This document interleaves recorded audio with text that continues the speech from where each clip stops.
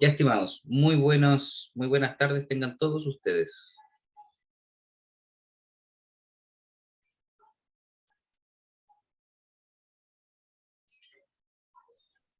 El día de hoy comenzaremos un nuevo peldaño en la escalera a finalizar su carrera, y este peldaño es el final, o es uno de los finales, ¿cierto? Que es procesos metalúrgicos, ¿ya? En esta asignatura nosotros vamos a aprender lo que son los procesos pirometalúrgicos especialmente. Y también vamos a entregar una parte de lo que es el apoyo teórico que trae esto consigo. ¿Ya?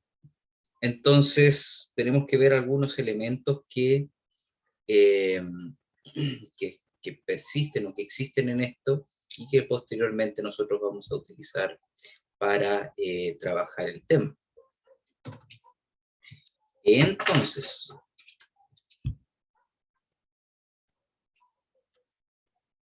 el día de hoy vamos a ver, ¿cierto?, lo que es introducción, y como ya vieron, sistemas termodinámicos y balances de masa. La próxima semana veríamos lo que es la primera ley de la termodinámica. La semana siguiente sería balances de materia y energía. Semana siguiente, combustión. Luego veríamos ejercicios, para continuar con el certamen 1 el día 13 de octubre. Posterior a eso, el 27 de octubre comenzamos ya con lo que son los procesos pirometalúrgicos como tal. Procesos de tostación, procesos de fusión, tratamiento de escoria y planta de ácidos sulfúricos, el proceso de conversión, para continuar con el certamen 2 el día 1 de diciembre. El 8 de diciembre es feriado. El día 15 veríamos de diciembre sería refino, fuego y moldeo. Y el día 22 veríamos electrorefinación, para concluir todo el día 29 de diciembre con el certamen número 3. ¿Ya? Si usted eventualmente falta de manera justificada a un certamen, yo por lo menos no tengo problema en que usted dé un certamen recuperativo de esa evaluación. Pero yo por lo menos aún no sé, porque si ustedes se dan cuenta, el día 29 de diciembre, el día siguiente es 30, y ahí ya no tenemos trabajo, ¿cierto?, desde mediodía. Entonces no sé cómo vamos a funcionar ahí, la verdad. Pero lo importante aquí es que el certamen número 3 va a ser ese día, y que el recuperativo podría ser o el día siguiente, el jueves, o durante enero, para poder garantizar, ¿cierto?, que ustedes antes del próximo semestre ustedes tengan ya la nota de esta asignatura, y así se despreocupan de esto, ¿ya? Las reglas del curso, me disculpan un segundito, era el jefazo, así que había que contestar. Entonces, la idea es que ustedes, primero que todo, ¿cierto?, las evaluaciones van a ser individuales, a menos que yo les diga lo contrario. Lo tradicional es pensar que cátedra, que sea los certámenes individuales, y los laboratorios van a ser grupales, ¿ya? Para los certámenes, a menos que yo les diga lo contrario, van a ser con cámara encendida. Aviso desde ya, con cámara encendida. Y les voy a pedir que las intervenciones en la clase sean con micrófono, porque por la distribución que yo tengo acá, la verdad es que los mensajes no los puedo ver muy bien. Entonces, se me pasan. y sus preguntas pueden quedar sin respuesta por ese detalle. Entonces, para que no se pasen, vía micrófono, ¿ya? Así que eso, estimados. ¿Alguna duda, consulta, inquietud con este tema?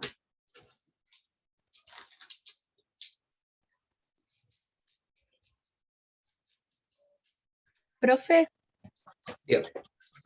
¿los laboratorios van a ser online? Muy buena pregunta. Vamos a responderla inmediatamente. De hecho, Luis me llamaba para consultarme si los laboratorios de procesos metalúrgicos van a ser presenciales. Y mi intención es que sí sean presenciales. Pero, si usted, supongamos que nos dicen sí, procesos metalúrgicos va a ser presencial. Perfecto. En los laboratorios, no. Perfecto. Si usted, por ejemplo, vive muy lejos, o vive aquí mismo, pero se siente inseguro asistiendo a los laboratorios debido a que usted tiene una persona con alguna enfermedad, ¿cierto?, que no quiere contagiarla, usted prefiere mantenerse seguro en su casa. Si usted pretende, o la verdad es que su tema es más de gestión, ¿cierto?, sus gustos son más por la gestión y no le interesa mucho meter las manos, etcétera, etcétera, etcétera, cualquier justificación que usted considere válida, nosotros también la vamos a considerar válida. Entonces, en estricto rigor, vamos a tener una componente práctica presencial para quien tenga, quien asista, ¿cierto?, al laboratorio, y vamos a tener una componente más bien virtual para quienes no piensen o no quieran asistir a los laboratorios presenciales, ¿ya? Así que, en respuesta a su pregunta, esperamos y espero profundamente tener evaluaciones online, o sea, laboratorios presenciales, pero también vamos a tener una componente virtual para todos aquellos que no quieran o no puedan asistir al laboratorio presencial, ¿ya? Los Ya, certámenes profe. son online, por si acaso. Esos van a mantenerse online.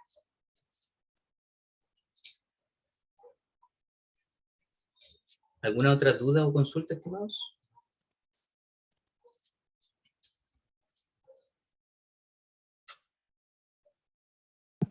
Por mi parte no, profe. Perfecto. Ya, entonces comencemos. Profe, Dígame. consulta, en caso de que los laboratorios sean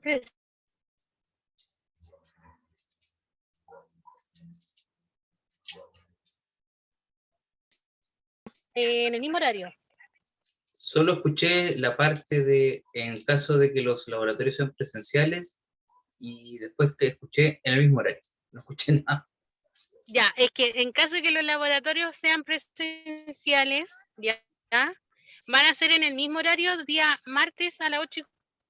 Sí, sí. Yo por lo Ah, ya. menos voy a respetar esos horarios. ¿Ya? Entonces, el armado de grupos de laboratorio lo voy a plantear la próxima semana. ¿Por qué? Porque normalmente la primera semana del semestre siempre es un poco caótica en términos de inscripción en el SIGA. Entonces pueden haber algunos de ustedes que estén todavía medios en el limbo, ¿cierto?, de la inscripción, o eventualmente estén pensando en cambiarse de horario porque ¿qué te importa, ¿cierto? Y si quieren cambiar de horario, no hay problema, ¿cierto? Entonces, así yo tengo toda la información lo más actualizada posible, y vemos eso el día miércoles de la próxima semana. Ahí yo voy a hacer el anuncio oficial de cómo vamos a tratar esto. ¿Ya?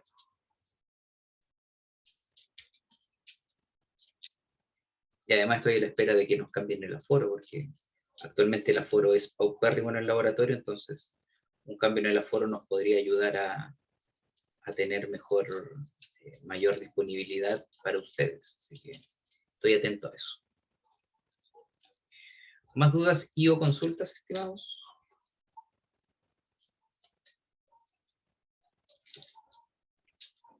Profe, entonces, ¿existe la posibilidad todavía de cambiarse de paralelo?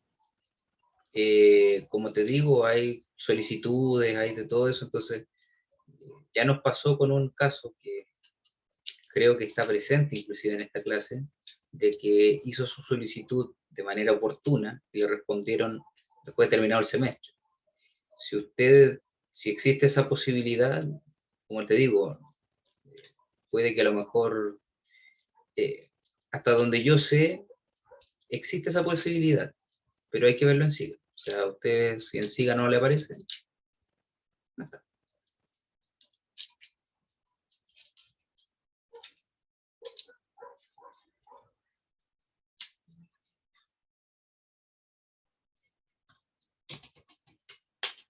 dudas, consultas, inquietudes.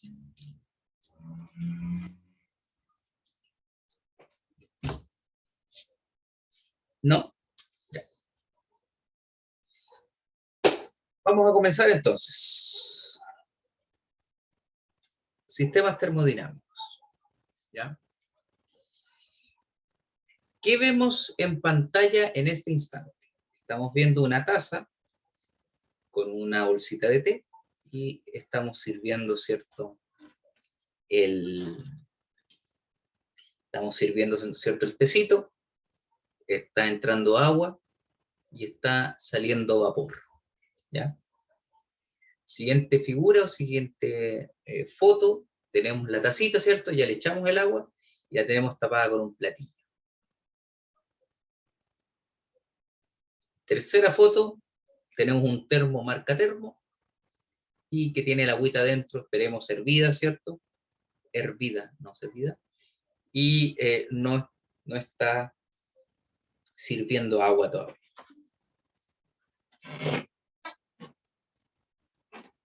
Pregunta, si ustedes tuviesen que clasificar esto como sistemas termodinámicos, ¿cómo los clasificarían?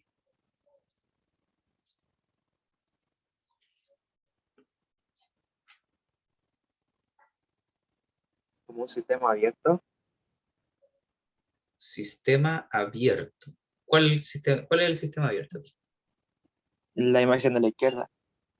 La taza. ¿Por qué es abierto, estimado? No tiene tapa y puede haber un intercambio de materia y de energía. Muy bien. ¿Ya? ¿Y el del medio?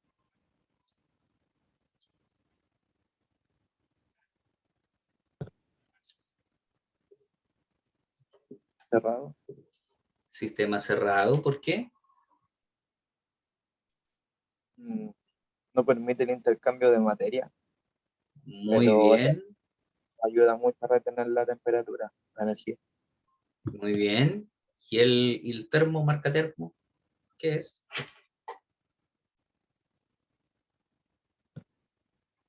Debe ser un sistema aislado. Sistema aislado, muy bien. Porque en estricto rigor no está permitiendo el intercambio ni de masa ni de energía. Muy bien. Ya, entonces para que todos tengan la misma información, ¿cierto? Esto de aquí es un sistema abierto. Esto de aquí es un sistema cerrado. Y esto de aquí es un sistema aislado. En donde aquí el sistema abierto tiene la característica de que intercambia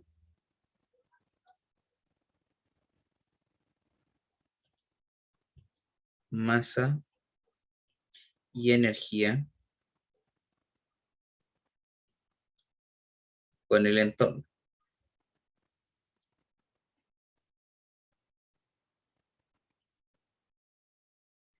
Sistema cerrado, ¿cierto? Es aquel que intercambia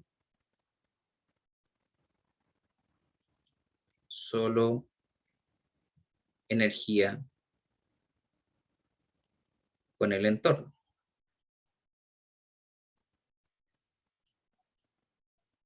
Y finalmente el sistema aislado es aquel que no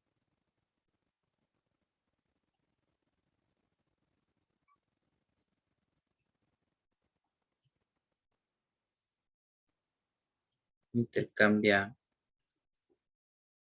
masa ni energía con el entorno.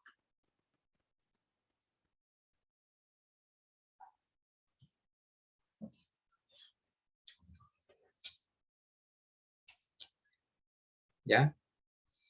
Entonces, identificamos los tres tipos de sistemas, ¿cierto? Que están aquí, que están acá en nuestras fotografías.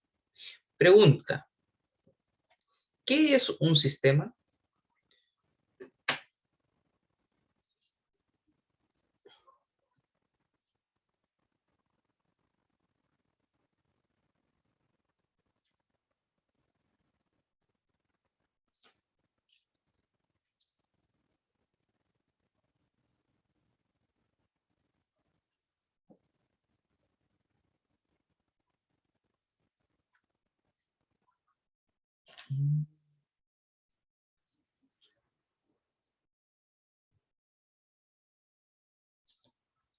¿A qué le llamamos sistema?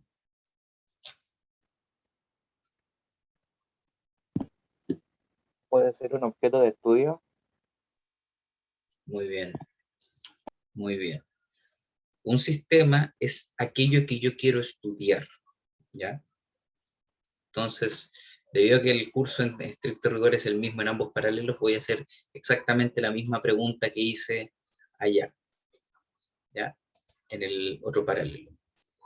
Don Brady Godoy.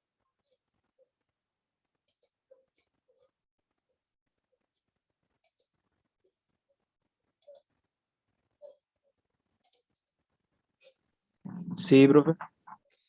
Pregunta.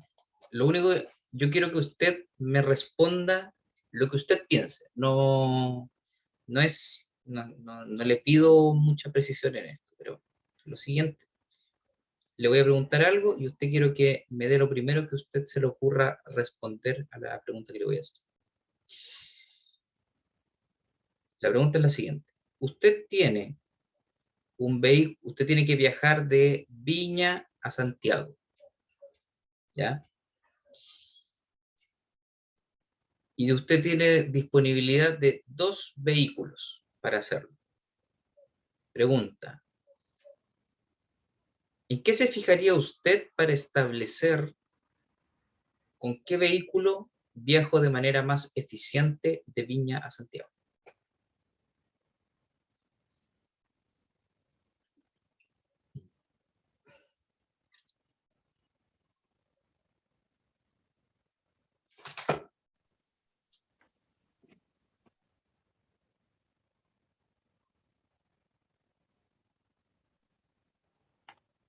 ¿Qué vehículo sería más eficiente para viajar de Viña a Santiago? Sí,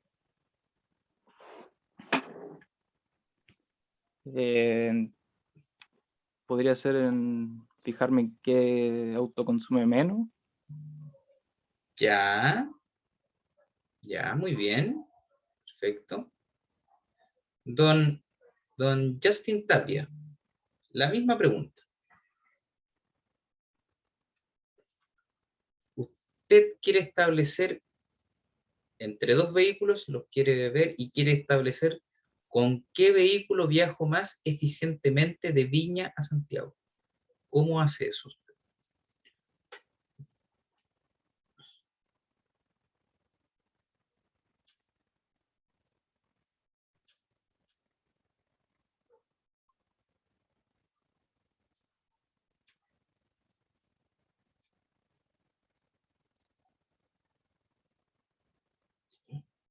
Eh, no sé, escogería un auto o sea, un medio de transporte en el cual se basa en su consumo de bencina. O sea, Ya, muy la bien, tomaría por ahí. muy bien. Noten algo, noten algo. Tanto Brady como Justin nos dieron la misma respuesta, ¿ya? Pero ojo, lo siguiente, esto es algo que hay que decirlo, ¿cierto?, acerca de los sistemas termodinámicos. normalmente, o sea, tiene que ser algo muy desastroso, pero normalmente, cuando yo le pregunto a alguien, le hago una pregunta en donde se basa la respuesta en la elección de un sistema, normalmente la persona va a elegir un sistema que es correcto, o sea, que es aplicable a la pregunta que yo estoy diciendo, ¿ya? La pregunta es si el sistema que yo voy a mencionar o que la persona va a responder es el más eficiente al momento de responder esa pregunta. Por ejemplo, tanto Brady como Justin me indicaron consumo de benzina. ¿Cuál consume menos benzina? Ese es el más eficiente, ¿ya? Pero ¿por qué no decimos, y eso, ojo, eso lo vamos a contestar todos, ¿ya? Yo también lo primero que pensaría es en eso, el consumo de benzina. Pero ¿por qué no hablar del peso del vehículo? ¿Por qué no hablar de la cantidad de peajes que puede haber en la ruta que voy a elegir? ¿Ya? ¿Por qué no hablar también los peajes, ruta? ¿Por qué no hablar de la expertise del conductor? Eso puede hacer que el viaje sea más eficiente o no. Pero lo importante es eso. Yo cuando elija un sistema, lo más probable es que ese sistema esté correcto. Es aplicable a la situación que yo estoy dando. Lo que tengo que revisar es si el sistema seleccionado me permite responder la pregunta de manera eficiente. ¿Ya? Entonces, la elección de un sistema termodinámico, ustedes se van a dar cuenta, bueno, no, asumo que ya se dieron cuenta en fundamentos de la termodinámica y mecánica de fluidos, de que los sistemas termodinámicos son bastante primitivos, en el sentido de que en la selección de los mismos, la verdad es que es muy intuitiva, ¿ya? Pero de nuevo, hay veces que hay que elegir un sistema por sobre otro, porque eso nos va a permitir realizar los análisis de manera más eficiente. Recordemos lo que ustedes mismos dijeron, un sistema es una porción o una cantidad, ¿cierto?, de materia que yo quiero estudiar. Palabras más, palabras menos, pero el concepto era ese, ¿cierto? ¿Alguna duda y o consulta, estimados?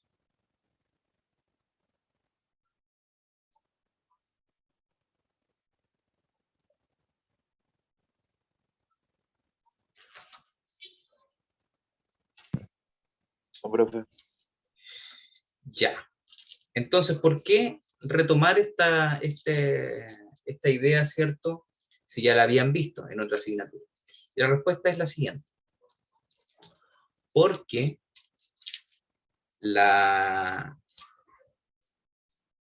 cuando nosotros hablemos de procesos pirometalúrgicos, la selección del sistema lo es todo, ¿ya? Hay veces que elegir un sistema u otro, la verdad es que es bastante importante al momento de dar la resolución de este tema, ¿ya? Entonces, ¿cómo yo voy a resolver este problema?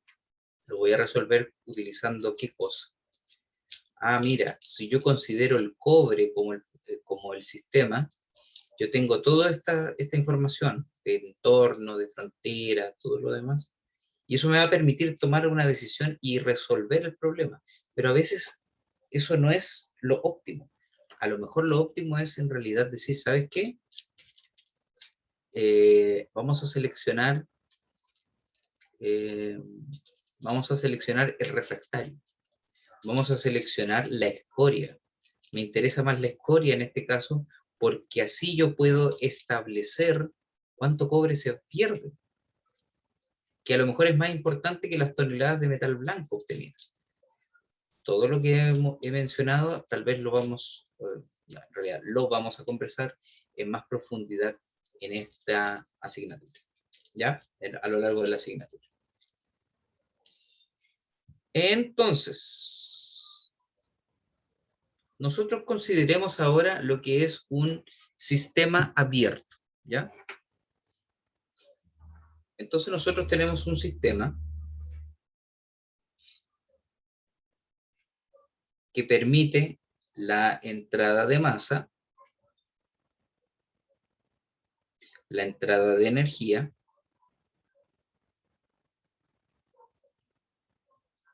que permite la salida de masa,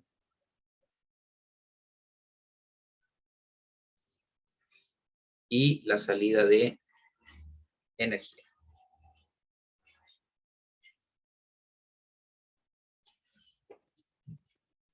¿Ya? Es un sistema. Entonces, si yo tomo este sistema como un proceso, yo voy a poder decir que nosotros tenemos una entrada. Y esta entrada es un flujo de material que ingresa y que es tratado de alguna manera. Y tenemos una salida, ¿cierto?, que permite llevarse todo lo que es lo que ingresó, ¿ya? Todo proceso y todo sistema abierto tiene que respetar el principio de conservación de la materia.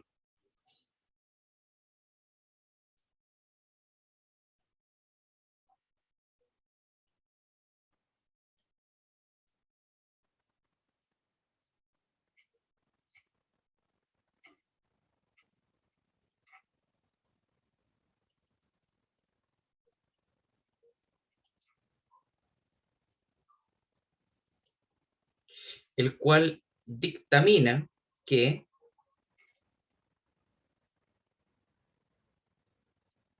la materia no se crea ni se destruye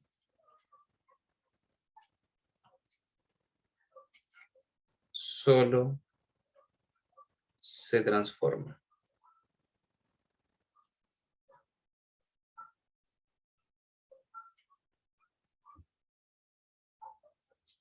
¿Ya? Entonces, todo el material que ingresa tiene que salir por algún lado, ¿ya? Si entran 1000 toneladas en total de cualquier cosa, van a salir 1000 toneladas. La pregunta es ¿por dónde? ¿Ya? También existe la posibilidad de que tengamos acumulación de materia, pero eso es harina de otro costal. Estamos asumiendo que no existen acumulaciones. Ahora, en los procesos reales sí existen. Ya tenemos estancamientos, embanques, que van a hacer que la materia no pase toda, sino que se quede una parte aquí dentro del proceso acumulado. ¿Ya? Entonces, nosotros tenemos la posibilidad de generar un sistema, ¿cierto? O de generar una forma en donde nosotros tengamos ingreso y salida de material. ¿Ya? Pregunto, ¿qué procesos u operaciones conocen ustedes que respete esta situación, en donde yo tengo una entrada o muchas entradas y tengo salida o muchas salidas? ¿Qué procesos conocen ustedes que funcionen así? La molienda. La molienda, ¿cierto? Muy bien. Tenemos como ejemplo la molienda. ¿Qué más?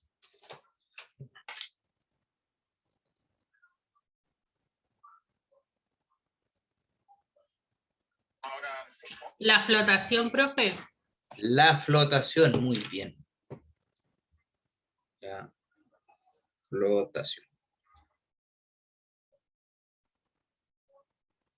¿Ya? Nosotros, de hecho, teníamos una expresión, ¿cierto?, que hablaba de este balance de masa. ¿Se acuerdan de cómo era?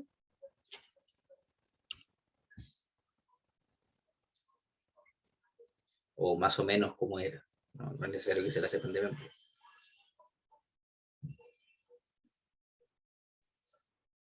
Nosotros tenemos lo que es el balance general.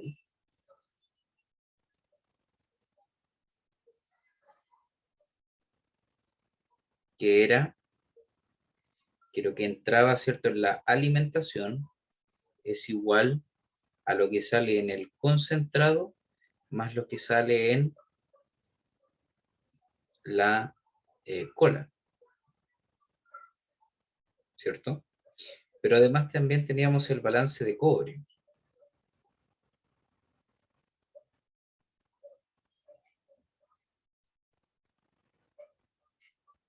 En donde teníamos, ¿cierto?, que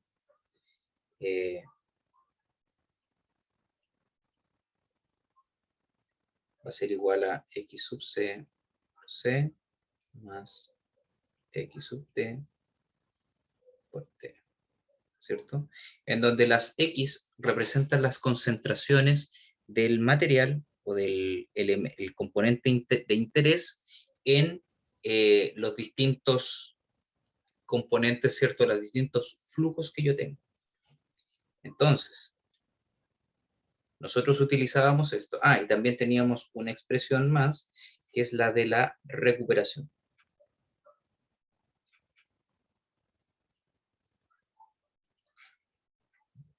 Que iba algo así.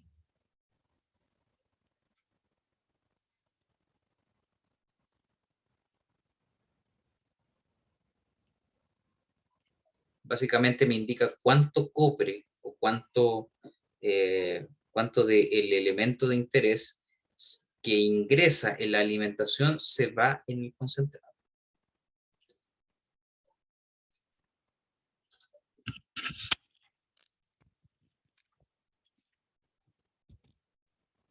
¿Ya? Y a partir de las expresiones de arriba, yo lo que hacía era despejar y obtener, ¿cierto?, la recuperación a partir de estos componentes. Entonces teníamos que la cola va a ser igual a la alimentación menos el concentrado,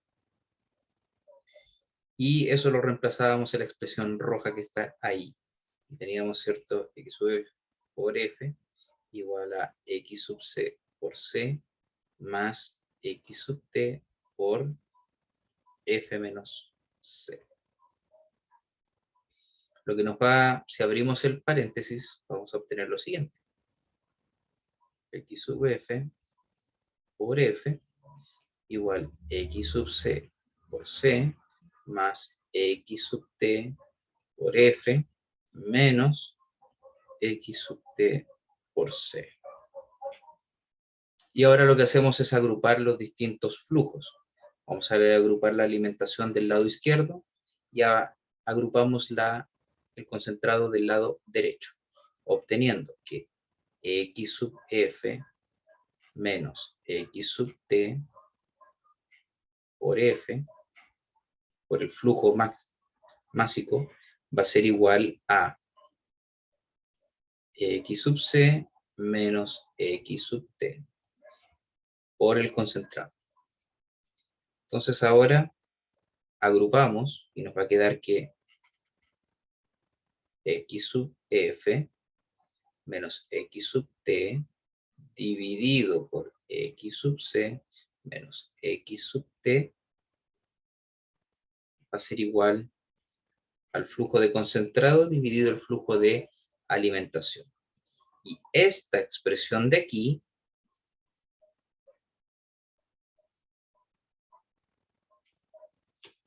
es la que yo reemplazo aquí, quedándome que la recuperación es igual a X sub C por X sub F menos X sub T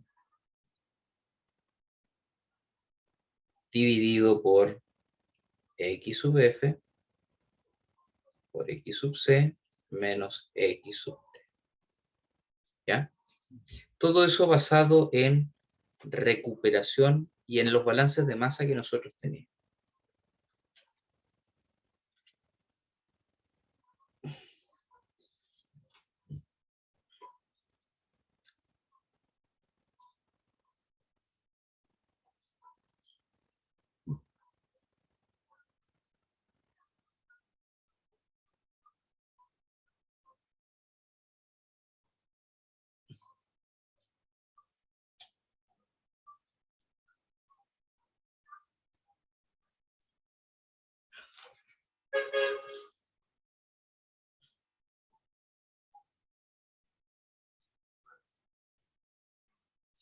¿Alguna duda y o consulta, estimados?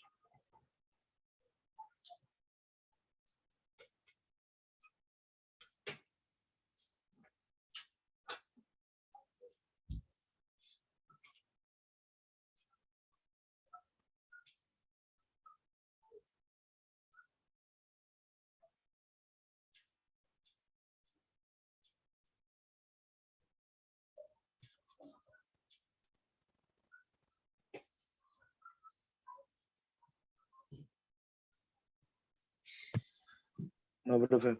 ¿Qué tienen en común el proceso de molienda y flotación?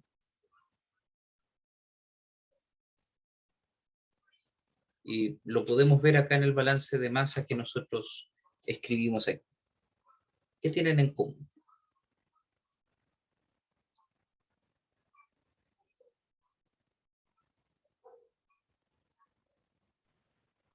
Ambos son sistemas. Sí, sí, sí, sí.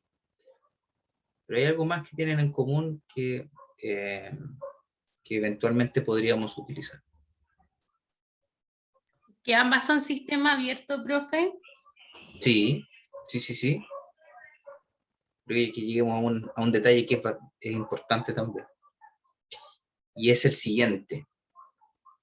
La molienda y la flotación, si ustedes se dan cuenta, ingresa un flujo y sale otra cosa, pero no dependen de una reacción química. Depende de condiciones, como cualquier proceso. O sea, la molienda no sirve de nada si yo no tengo bolas de molienda dentro del molino. La flotación no sirve de nada si no tengo reactivos ni insuflación de aire. Pero eso depende más de las propiedades. No existen reacciones químicas en ninguno de estos dos procesos. ¿Ya? Lo que hace que estos procesos que enumeramos aquí se denominen o que pertenezcan al grupo de los balances de masa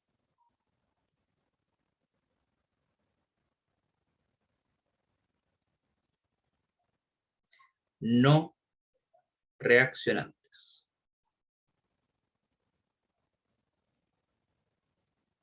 O no reactivos. ¿Ya? Me gusta más la palabra reaccionante porque sí. Así que, si se dan cuenta, estos procesos que acabamos de enumerar no tienen balances de masa asociados. ¿Ya? Perdón, no tienen reacciones químicas que me modifiquen ¿cierto?, el balance. ¿Ya? ¿Qué es lo que quiere decir eso? Que existen otros balances o existen otros procesos que sí requieren reacciones químicas para trabajar. ¿Ya?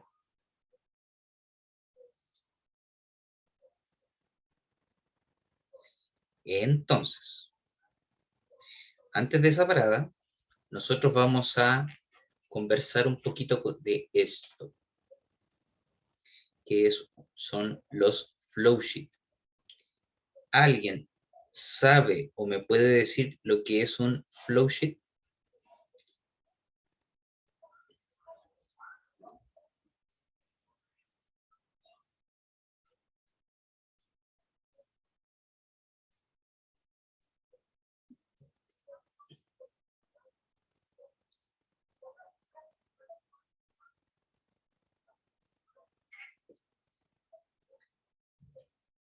un diagrama de flujo. ¿Ya? ¿Y para qué sirve?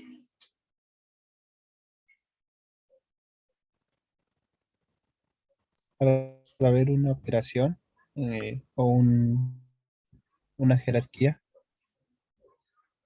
Ya, ok. Bueno, los flowsheets o diagrama de flujo son básicamente un mapeo del proceso. Me indican por dónde partimos, por dónde finalizamos y eventualmente si es que yo necesito o si es que yo tengo algún reactivo que ingrese solamente en un proceso o eventualmente algún otro tipo de situación, ¿ya? Entonces, por ejemplo, tenemos en este caso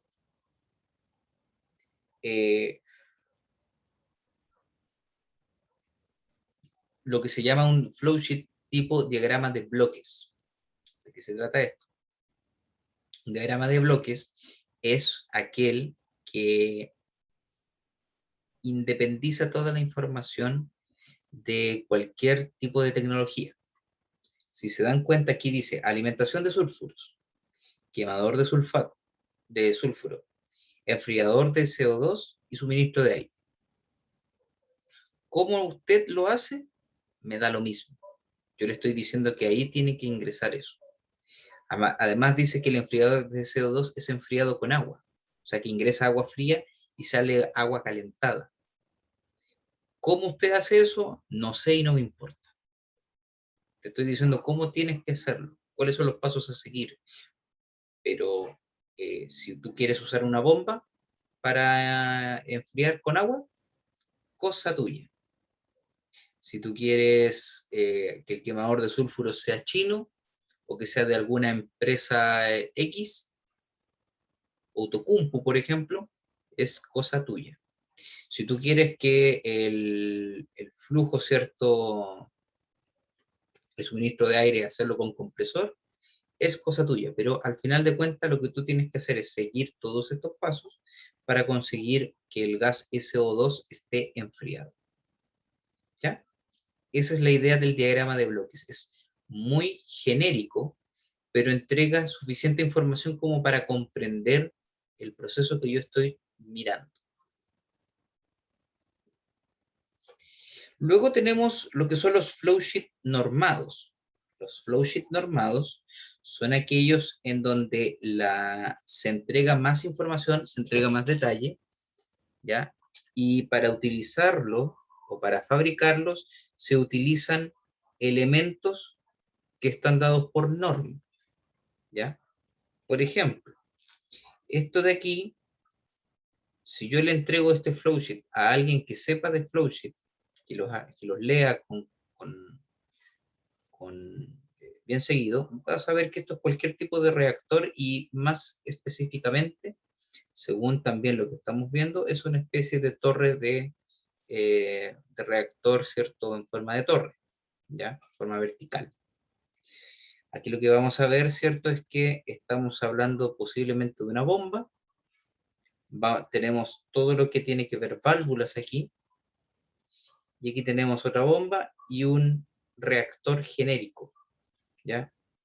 Normalmente también existen algunos componentes, algunos equipos que no están normados, porque son muy nuevos, muy recientes, o porque de verdad ya la norma simplemente no los contempla. Es por ello que a veces se utilizan estas formas un poco sosas, pero que sirven para poder representar el tema. Se acompaña, ¿cierto?, con el nombre que yo sé que le voy a dar a esa etapa o a ese equipo, y lo voy guiando, ¿cierto?, con líneas de flujo, como podemos ver aquí que ocurre, ¿ya? Si se dan cuenta, aquí se entrega más información, se entrega más detalle y eventualmente me podría permitir reproducir lo que yo estoy viendo acá. O sea, aquí tengo un reactor, acá tenemos bombas, ¿cierto? Bombas. Acá tenemos, ¿cierto?, un estanque, acá tenemos otro estanque. Entonces ya más o menos uno se va dando cuenta o va viendo qué es lo que yo tengo que incluir en una planta para que funcione como está funcionando esta. ¿Ya?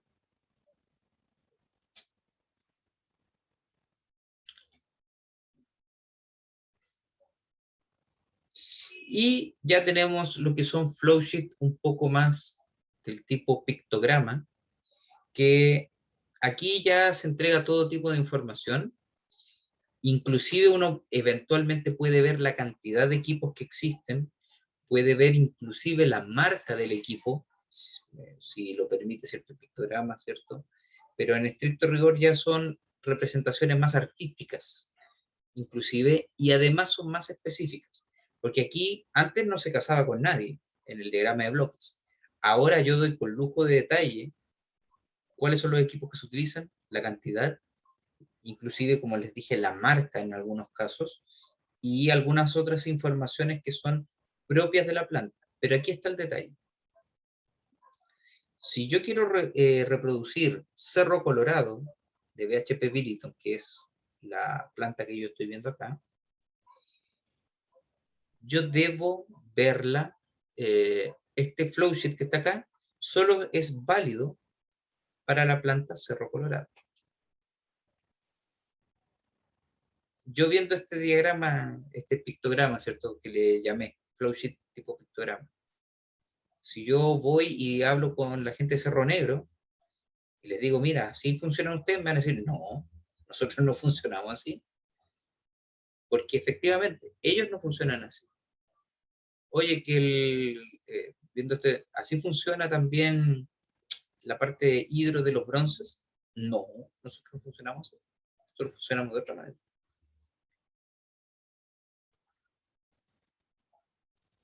Entonces, esa es otra característica. El diagrama de bloques permite unificar términos. Entonces, cada bloque, cada caja negra es un sector de esta planta que nosotros vamos a poder analizar, ¿cierto?, con lujo de detalle próximamente. ¿Ya? Con estos temas de flowsheet, ¿algún comentario? Ustedes, no sé si alguno ya ha hecho práctica que me pueda decir sí, sabe que efectivamente, o saben que sí, efectivamente funciona así o no. Yo nunca vi el flowsheet de la planta, qué sé yo. Estoy abierto a sus comentarios.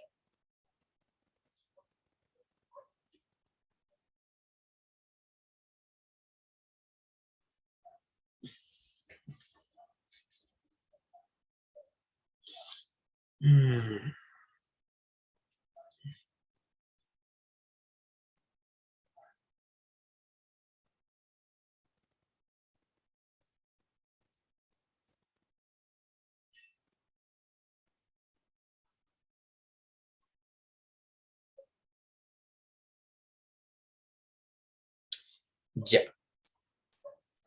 Entonces, como nosotros decíamos, antes de hablar del flowsheet, ¿cierto? Estábamos viendo balances de masa. Y nosotros teníamos balances de masa, ¿cierto? De distinta índole, y que nosotros podemos eventualmente determinar. Pero ahora vamos a hablar un poco de lo que son los balances de masa reactivos, ¿ya? Tomemos en consideración, por ejemplo, lo que es la reacción para producir. Supongamos que yo les digo que tengo 1000 kilogramos, ¿ya?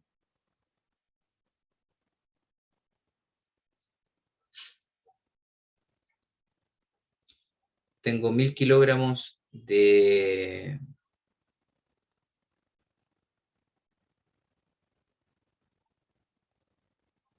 gustita, ¿ya? Que es ese componente que ustedes están viendo ahí. Tienen 1000 kilogramos de eso, y además ahora ustedes quieren saber cuánta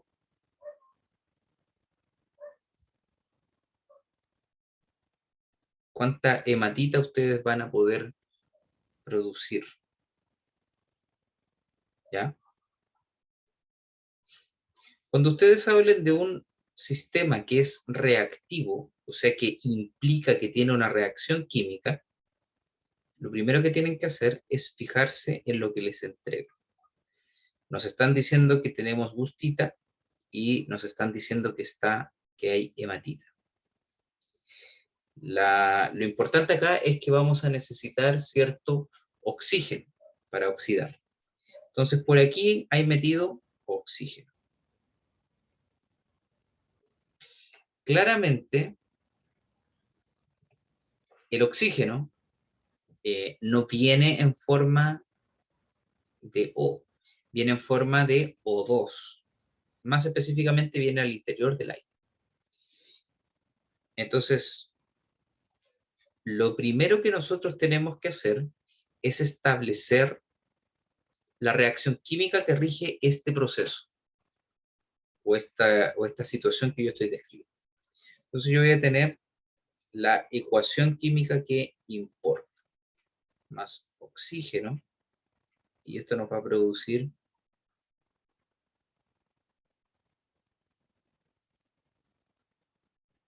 ¿ya?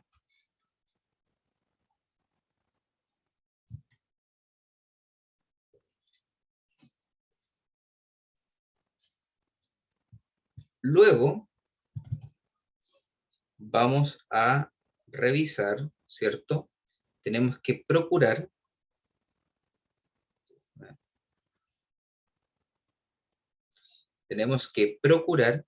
de que la ecuación química está balanceada. ¿Qué quiere decir esto? Que la misma cantidad de átomos que entran a la reacción aquí salen en los productos. ¿Ya? Entonces, por ejemplo, nosotros aquí tenemos un átomo de hierro y aquí tenemos 2 átomos de hierro. ¿Qué hacemos? Bueno, lo que vamos a hacer es aplicar lo que se denominan coeficientes estequiométricos. Entonces, colocamos un número aquí, anteponiéndose al componente que yo estoy analizando, ¿cierto? Y eso me entrega, eso multiplica a cualquier valor que esté aquí abajo. Entonces, cuando no hay nada escrito aquí abajito, ni acá adelante, quiere decir que cualquier valor sea este, ya sea coeficiente estequiométrico o los subíndices, estamos hablando de que es 1. O sea, aquí yo tengo un átomo de hierro, un átomo de oxígeno. Acá tengo 2 átomos de hierro, 3 átomos de oxígeno en esta molécula. Acá tengo tengo un mol de hematita, y acá tengo 2 moles de gustita. 1, 2. ¿Ya? Para que se vayan dando cuenta de eso. Entonces, ya balanceamos el hierro.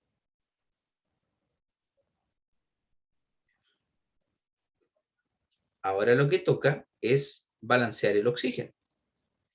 Y tenemos que aquí tenemos 2 por 1, 2 átomos de oxígeno, más 4 átomos más 2 átomos de oxígeno. 2. Lo que nos da un total de 4. Y en el lado de los productos solamente tengo 3. O sea, hay uno que me sobra de aquí. Lo que hacemos es colocar una fracción como coeficiente estequiométrico. Y aquí nos queda un medio. Entonces, un medio por 2 nos da 1. 2 por 1, 2. Un medio por 2, 1. Y lo sumo y me da 3. Y aquí tengo 3. 3 oxígenos. Por ende, ya estamos funcionando de manera adecuada y tenemos la reacción balanceada. ¿Qué es lo siguiente que tenemos que hacer?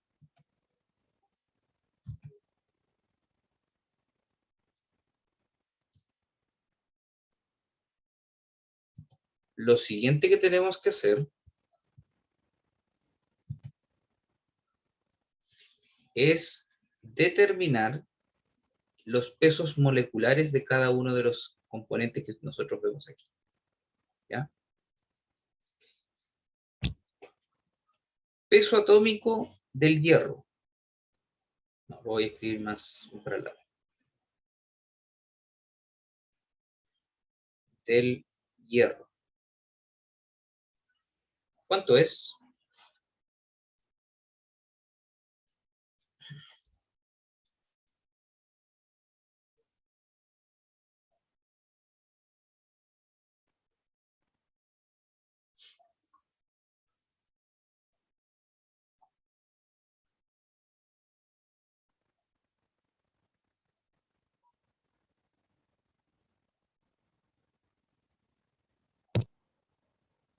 Sí, 55,85 unidades atómicas.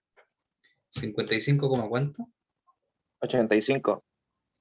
Ya. Unidades cierto atómicas, pero nosotros le vamos a llamar gramos por mol. Es otra forma de ver. ¿Ya? ¿Cuánto es el peso atómico del oxígeno? 16 gramos por mol. 16 gramos por mol, ¿cierto? Muy bien. Entonces ahora lo que yo tengo que hacer es encontrar los pesos moleculares de los distintos compuestos que aparecen aquí, en nuestra reacción. Entonces,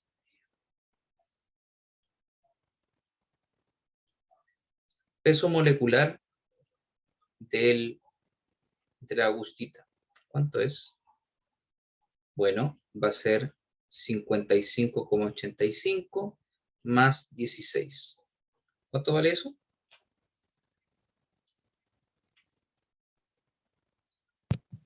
71,85. 71,85 gramos por mol, ¿cierto?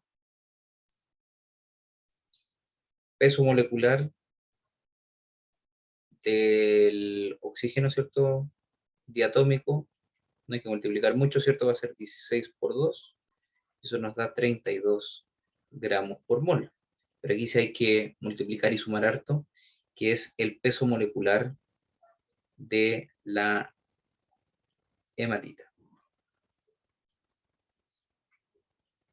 Que en este caso van a ser 55,85 por 2 más 16 por 3. Y eso nos da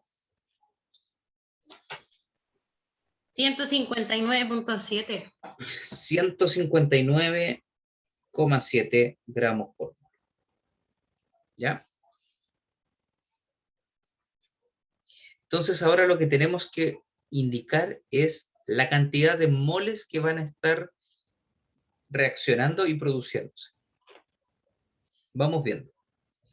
Yo tengo 1000 kilogramos de gustita. ¿Ya? ¿Cuántos moles de gustita tengo entonces? Lo que tengo que hacer es estos 1000 kilogramos pasarlos a gramos. ¿Ya? Si nos damos cuenta van a ser 1000 kilogramos por 1000. Entonces, 1.000.000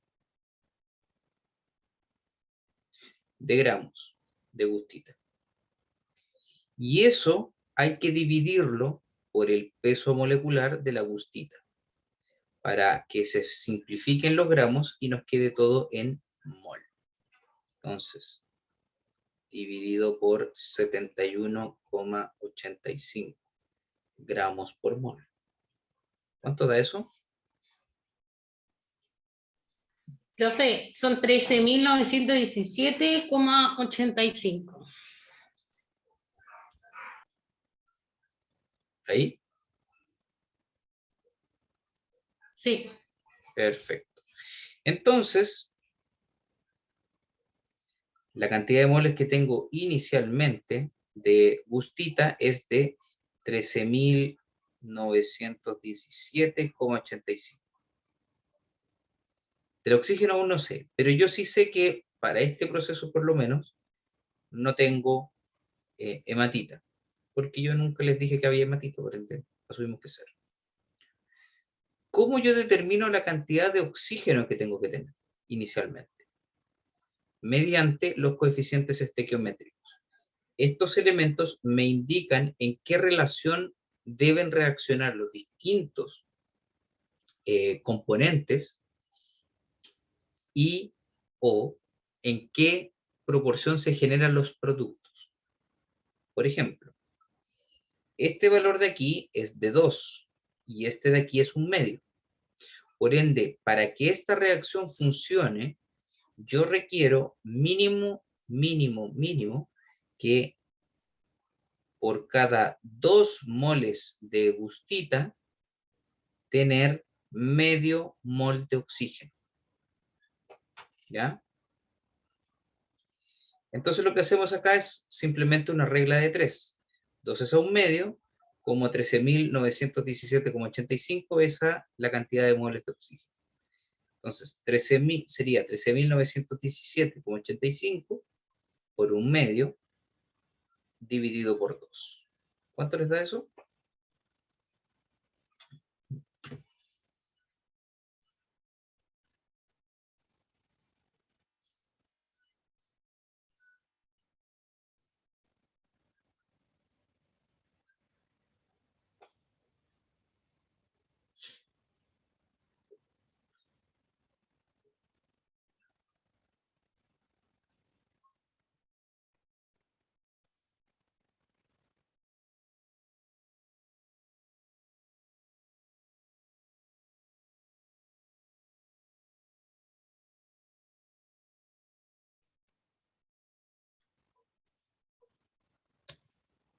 Profe, ¿qué preguntó?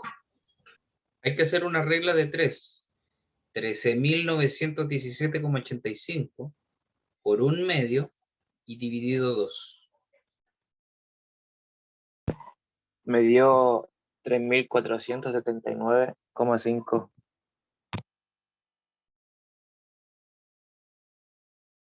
¿Cuánto?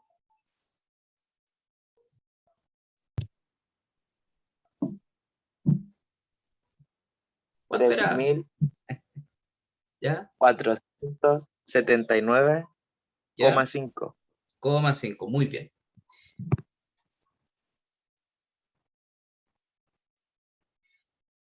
Entonces, esto es lo que la cantidad de moles que yo voy a tener aquí en mi proceso. ¿Cuánto de esto queda en la reacción? Bueno, vamos a asumir que van a reaccionar todos los componentes. 13.917,85, 3.479,5, pero todo esto es negativo, porque son los reactivos y se están consumiendo.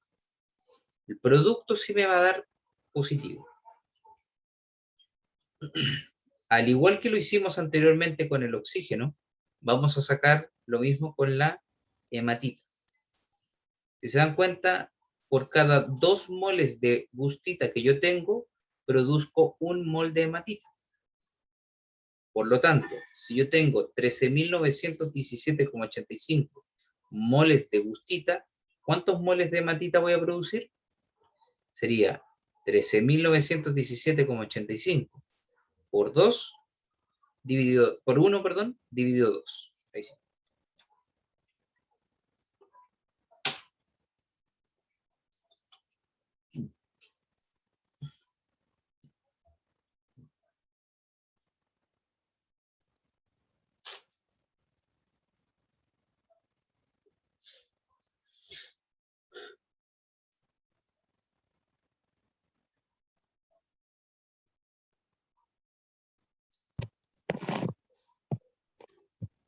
Sería 6.959 aproximado.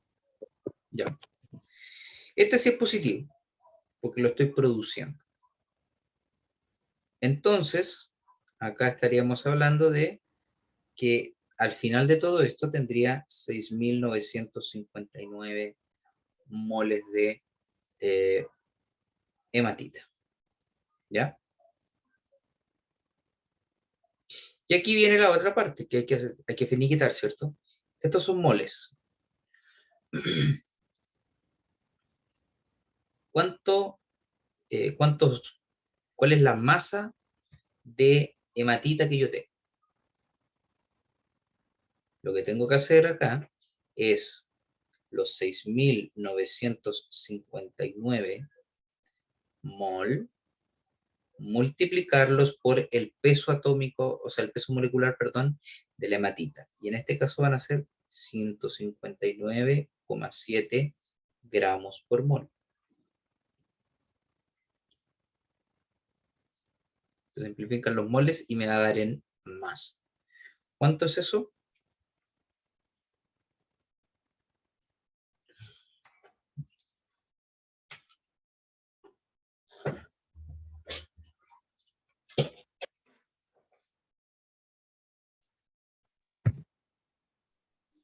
Daría 1.111.340. ¿Ya?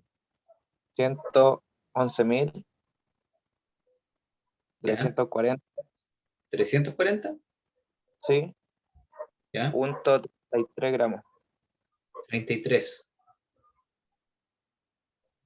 Bueno, Sí. en estricto rigor, estos son gramos. Si ustedes se dan cuenta, nosotros hacemos la similitud, ¿cierto? Y decimos que va a ser aproximadamente 1,11 toneladas. ¿Cierto? Y con eso nos quedamos más o menos tranquilos, ¿ya?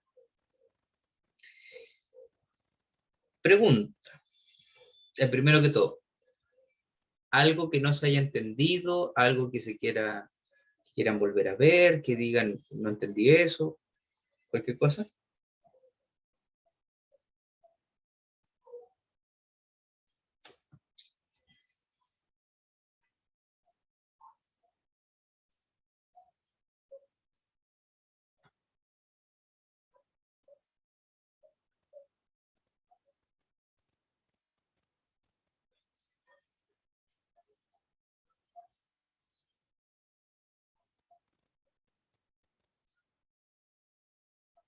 Ya. Pregunta. Yo les dije que nosotros teníamos 1.000 kilogramos de gustita, ¿ya? Y estamos produciendo, o sea, teníamos 1 tonelada de gustita, la oxidamos con oxígeno y formamos 1,11 toneladas de hematita, ¿cierto? Simplemente basta con hacer la diferencia, que en este caso son prácticamente, vendrían siendo como 110 kilogramos, aproximadamente, 111 kilogramos, para saber que esos kilogramos corresponden al oxígeno. O sea, yo tuve que ingresar 111 kilogramos de oxígeno para que esta reacción funcionara, ¿cierto? Pregunta. ¿El oxígeno se maneja de esa manera? ¿Ustedes han escuchado alguna vez hablar de que no, te vendo este galón o esta bombona de oxígeno que tiene, no sé, 50 kilogramos? La verdad es que no, ¿ya? Industrialmente, nosotros tenemos, ¿cierto?, lo que es otro concepto, que en realidad los gases se manejan o se ven en términos volumétricos, no se ven en términos másicos. Para este tipo de análisis sí, podemos pasar y saber cuánta masa hay y todo lo demás, pero en estricto rigor, los procesos industriales reales no se ven con masa, sino que se ven con volumen. Entonces, ¿alguno de ustedes conoce la ecuación del gas ideal?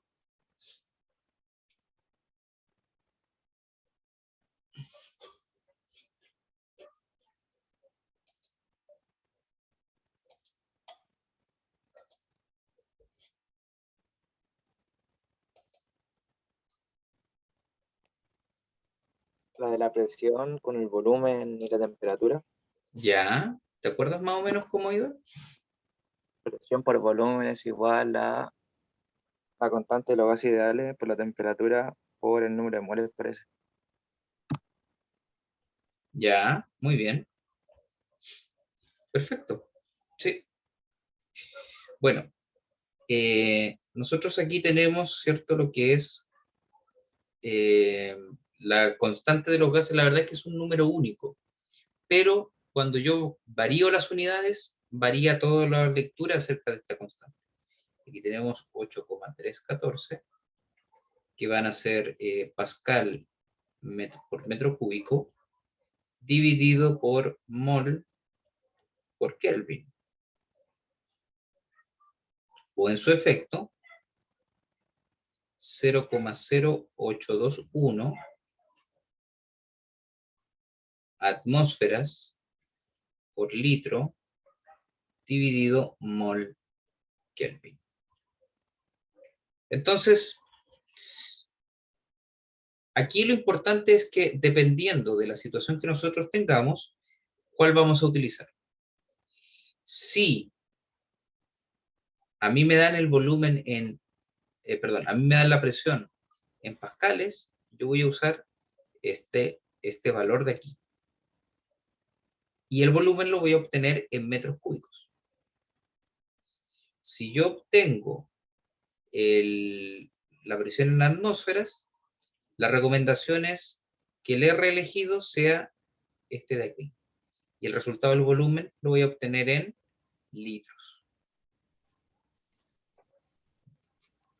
¿Cuál es la idea o cuál es el tema aquí? Pasar de litros a metros cúbicos, la verdad es que es bastante complicado. Perdón, es bastante fácil. Si yo paso de litros, si yo quiero pasar de litros a metros cúbicos, lo único que tengo que hacer es dividir el volumen por 1000. Y si yo quiero pasar de metros cúbicos a litros, lo único que tengo que hacer es multiplicar el volumen por 1000. Y me va a quedar en litros. En atmósferas con pascales igual hay una relación, pero ya son más números, entonces como que no conviene mucho menos. ¿Ya? Por eso mejor hacemos esta lógica de aquí. Lo que voy a hacer ahora es lo siguiente. Voy a determinar el volumen de un mol de gas ideal a una atmósfera y 0 grados Celsius. ¿Ya? Entonces, vamos a tener que la presión va a valer una atmósfera, la R va a valer 0,0821 atmósfera, litro, todo eso dividido por mol Kelvin.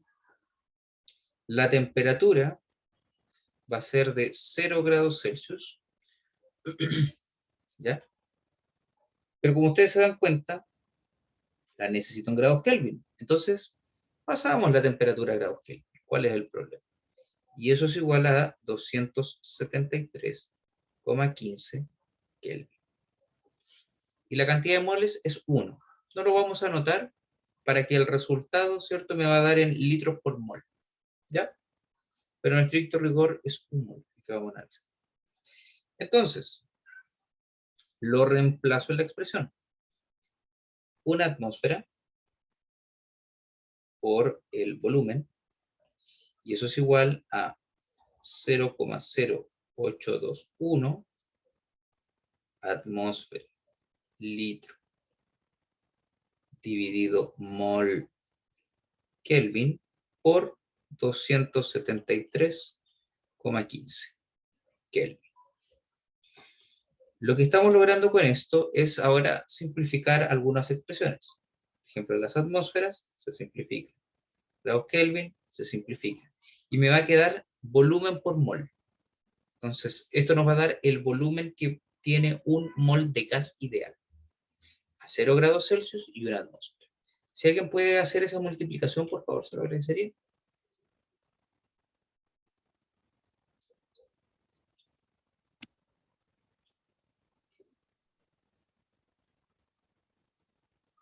Da 22.42, no 43.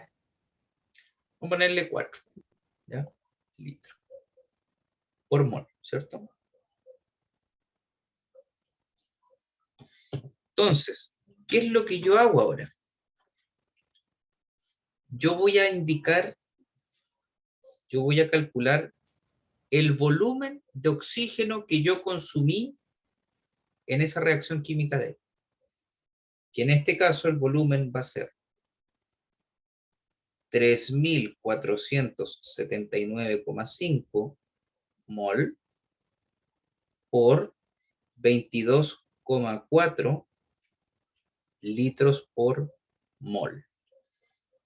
Simplifico aquí, simplifico acá, y ¿cuánto les da el volumen de esto?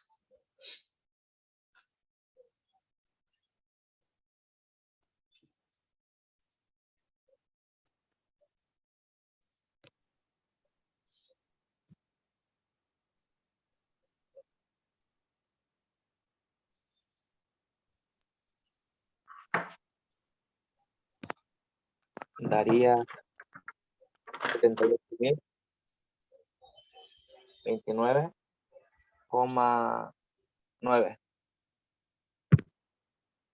Litros. ¿Ya? Ahora podemos hacer la equivalencia y decir que esto va a ser equivalente a 78,03 metros cúbicos. ¿Ya? Ahora, aquí viene un poco la situación que nosotros estamos, que a mí me interesa. Cuando yo hablo de una atmósfera y 0 grados Celsius, eso es una condición que tiene un nombre. Y esa condición es que estamos hablando de una condición normal.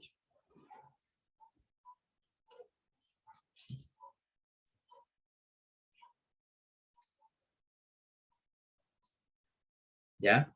Cuando usted le hablen, oye, esto es condición normal, o cuando hablen de cuáles son las condiciones normales, una atmósfera 0 grados Celsius. Y no hay más.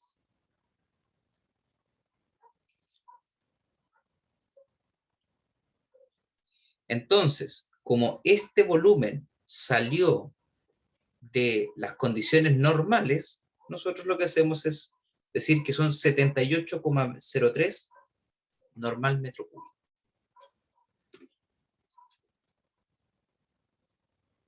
Si usted va a trabajar en una planta en donde los gases son relevantes de alguna manera para manejar algo, es muy utilizado que los flujos estén dados en normal metro cúbico, por minuto, por hora, por lo que usted guste, pero es más bien el normal metro cúbico por sobre el volumen oficial, si pudiéramos llamarlo así, que nosotros tenemos ahí.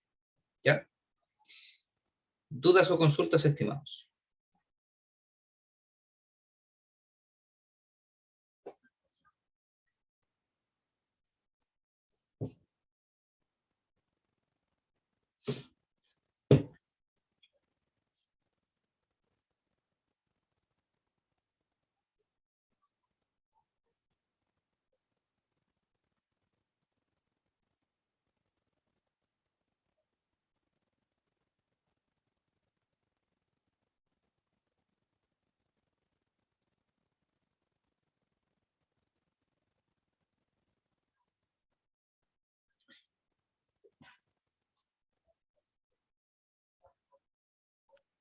Profe, Dígame. el normal metro cúbico es para trabajar como en las mismas, ¿no? En las mismas condiciones.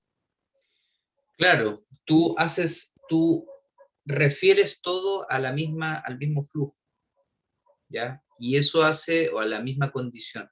Entonces, supongamos que tú tienes un gas que ingresa a 200 grados Celsius y tienes otro gas que ingresa a 500 grados Celsius. a un equipo o a otro equipo. Entonces, la cantidad de flujos o la cantidad de valores muy diferentes que hay, esa diferencia de temperatura te pueden ir nublando un poco acerca del flujo real que tú tienes o de lo que se tenga ahí. Entonces, el normal metro cúbico viene efectivamente eso, a homologar las condiciones en las que yo tengo el flujo.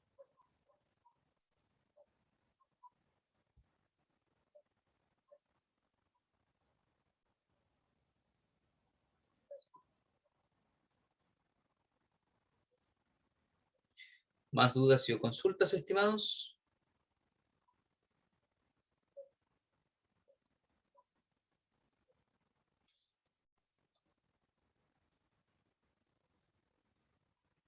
Bueno, ya habíamos conversado, ¿cierto? Que los cálculos de balance de masa que nosotros habíamos visto, ¿cierto? Eran, por ejemplo, el proceso de flotación se llevaban a cabo, ¿cierto? Y ya esto ya lo analizamos y veíamos cómo ese balance de masa podía ser resuelto. ¿Ya?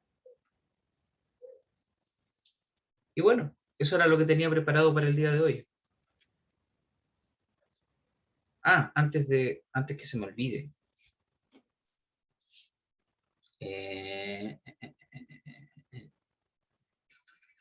Oh, yo lo tenía. ¿Dónde estás?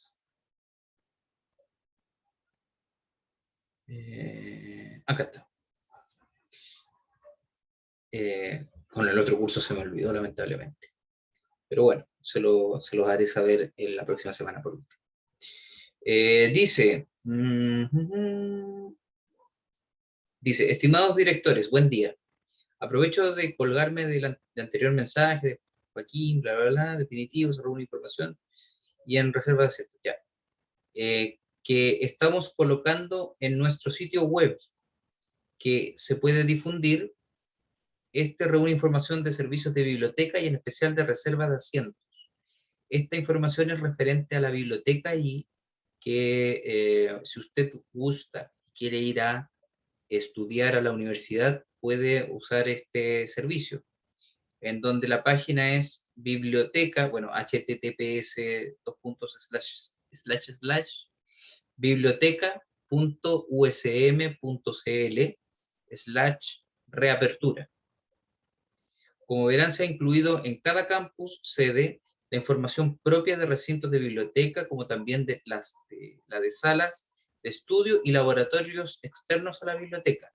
Que me hiciera llegar, bueno, a alguien ahí, en forma de estudiante pueda reservar asientos en un único lugar. O sea, básicamente, si usted quiere ir a la biblioteca a estudiar, tiene que reservar asientos.